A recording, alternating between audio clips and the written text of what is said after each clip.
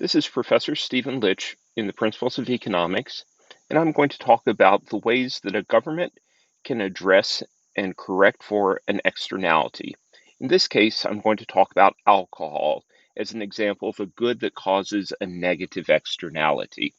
So alcohol leads to careless behavior, accidents, drunken driving, causes violence, causes absenteeism from work. So it causes a variety of negative externalities.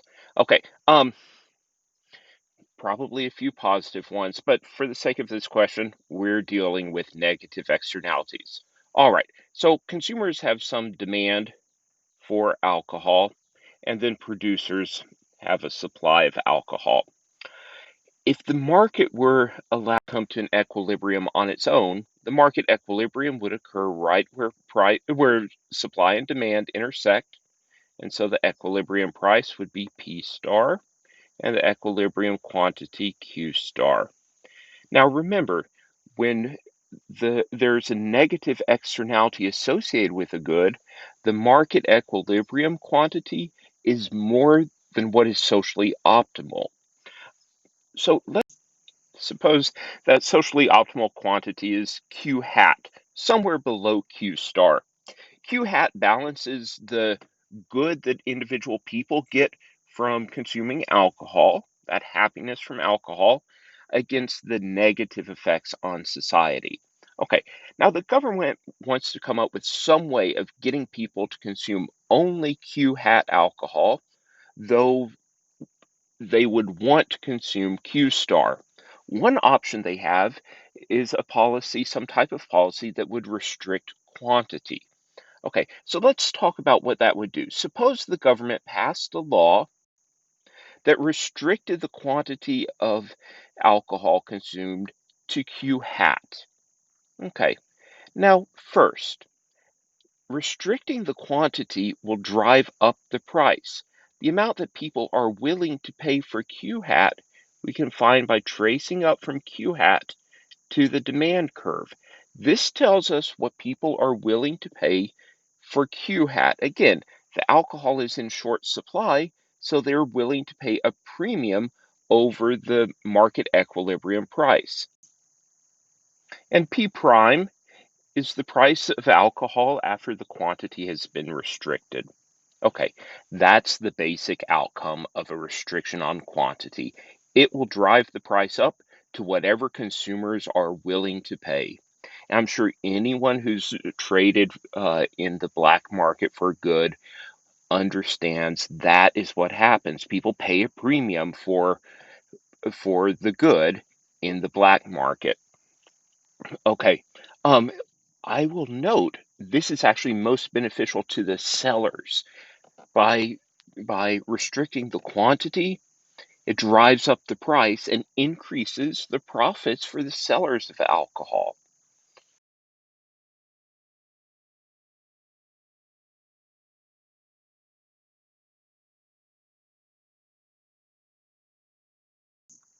All right, I mentioned that governments have another strategy for controlling goods that cause externalities. Rather than manipulating the quantity directly, governments can tax in order to get to the quantity they like. So in this case, if the government wants to get people to consume Q hat, what they can do instead is to set the price. Well, sorry, they don't set the price, they set the tax. But they set the tax so that it brings the price with the tax up to P prime. If that's what consumers have to pay for the good, then the quantity that they would want to purchase at a price of P prime is Q hat. So again, by setting the price at P prime, the price including the tax at P prime, the government will get people to voluntarily purchase Q hat. Okay, now the strategy for setting this tax is to set the tax equal to the per unit tax equal to the difference between the demand curve and the supply curve right here at Q hat. That's a detail that's not super important to know. But again, by setting the tax equal to the difference between demand and supply at Q hat, then there will be a difference between the price that the sellers receive and the price that consumers pay, including the tax. And with this price of P prime that consumers pay, they want to purchase Q hat. The price that sellers receive without the tax is enough that sellers want to produce Q hat. Okay, it's not super important to know exactly how this tax is set, but again, there is a way to set a tax so that we get consumers to purchase exactly Q hat. Okay, next. Um, Here I've illustrated that in this market, um, the government has created a per unit tax, and that is the same as the difference between the demand curve and the supply curve. There's a price to sellers and a price paid by consumers. The difference between these two prices is exactly the amount of the tax. Okay, so I've talked about these two strategies. Both will accomplish the same thing, reducing the consumption to Q hat. What difference does it make? Well, one important difference is the distribution of surplus. I'm going to go back to the restriction on quantity. Okay, and point out here the producer surplus and the consumer surplus. Consumer surplus is everything below the demand curve down to the price that consumers pay as far out as the quantity consumed. So this golden triangle at the top. Producer surplus is everything below the price that producers receive down to the supply curve as far out as the quantity sold. Restricting the quantity, as I said earlier, drives up the price, and that increases producer surplus, profits. Okay, basically, controlling quantity is going to make the alcohol manufacturers rich. In contrast to the tax, okay, here this upper triangle is a consumer surplus with a tax on alcohol. It's everything above the price that consumers pay up to their demand curve as far out as Q hat.